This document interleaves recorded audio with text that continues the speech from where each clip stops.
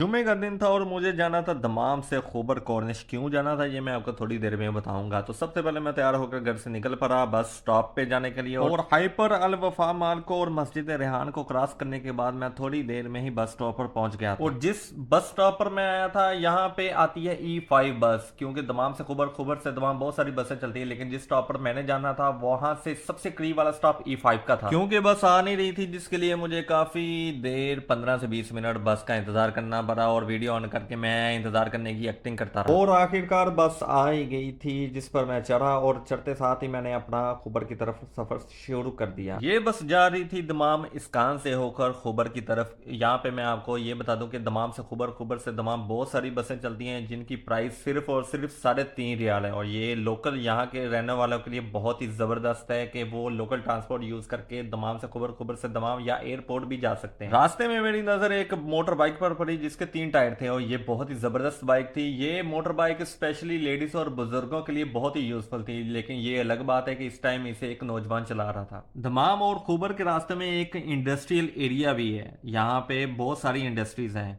और यही नहीं, यहाँ पे एक अरामको का बहुत ही बड़ा प्रोजेक्ट यानी कि अरामको स्टेडियम भी तैयार हो रहा है और इनका प्लान है कि फीफा के जो वर्ल्ड कप के मैचेस हैं वो फ्यूचर में यहाँ करवाएं। आज जुम्मे का दिन था और बस में सवारियां भी आम रूटीन से काफी ज्यादा थी। आखिरकार 35 से 40 मिनट में मैं खुबर पहुंच चुका था और जिस बस स्टॉप पर मैंने उतरना था वो कॉर्निश के बिल्कुल ही करीब ही था। और जैसे बस स्टॉप आया मैं बस स्टॉप से नीचे उतर गया। खुबर कॉर्निश की सबसे बड़ी निशानी ये वाटर टावर है। यहाँ पर अभी भी कंस्ट्रक्शन का काम जारी है और यहाँ से मैं वॉक करता हुआ अपनी मंजिल की तरफ चल पड़ा। यहाँ से सिर्फ 5 मिनट की वॉकिंग डिस्टेंस पे मैंने जाना था और आगे जाते ही मुझे पुलिस की गाड़ी नजर आई। और मसला ये था कि मैंने रोड क्रॉस करके दूसरी तरफ जाना था और यहाँ पे पुलिस वाले का भी मुझे डर था। खैर दिल बड़ा किया, रोड के किनारे पर आ गया, दाएं बाएं देखा कोई पुलिस वाला नहीं था और जल्दी से मैंने मौका मिलते ही भाग कर रोड को क्रॉस कर लिया। और ये है जी खुबर कॉर्निश का नज़ारा। आज फ्राइडे भी था, काफी क्राउड भी था, काफी फैमिलीज भी आई। खुबर कॉर्निश आने का मकसद ये था कि यहाँ पे आज हमारे जितने भी अजीजो अहबाब हैं उन सब की गैदरिंग थी और बारबेक्यू का प्रोग्राम था। और मेजबान हमारे बहुत ही प्यारे अंकल शाहिद साहब। चिकन टिक्के का प्रोग्राम तो चल ही रहा था, लेकिन मुझे सबसे ज्यादा तरस उन जुओं पर आ रहा था जो इन बाई के बालों में अपना रास्ता नहीं तलाश कर सकती। चिकन टिक्का हमारा बिल्कुल तैयार हो चुका था, लेकिन बार बार मेरी तवज्जो का मरकज इस बाई के बाल बन रहे थे। अगर मैं किसी दूसरी तरफ देखने की भी कोशिश करता, लेकिन बार बार फिर से मेरी नजर इसी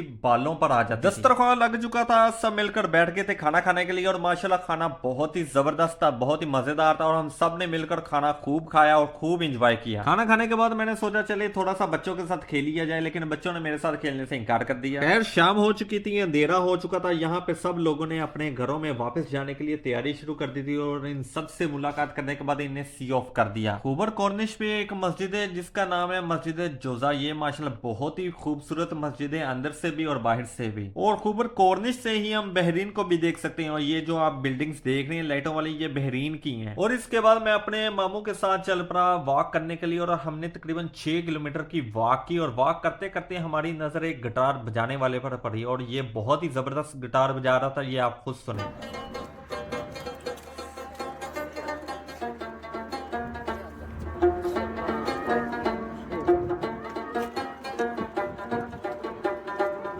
और वापसी का टाइम हो चुका था, जिसके लिए हम मामू की गाड़ी में बैठकर वापस निकल चुके थे और मामू ने करीब ही जो बस स्टॉप था उधर मुझे उतारा और इस बार बस बहुत ही जल्दी आ गई थी, जिसमें मैं जल्दी जल्दी से चढ़ गया। दमाम वापस आ चुका था और मैं उस स्टॉप पर उतरा जिसके सामने पांडा था और ये वो पांडा था जहां से हमने लास्ट टाइम काफी हैवी वाली शॉपिंग की थी। अगर यकीन नहीं है तो लास्ट वाली वीडियो देख लो। रात के तकरीबन 12 बज चुके थे और थकावट भी काफी ज्यादा होगी, तो यहीं पर इस वीडियो को खत्म करते हैं। मिलेंगे अगली वीडियो में, अपना ख्याल रखिएगा।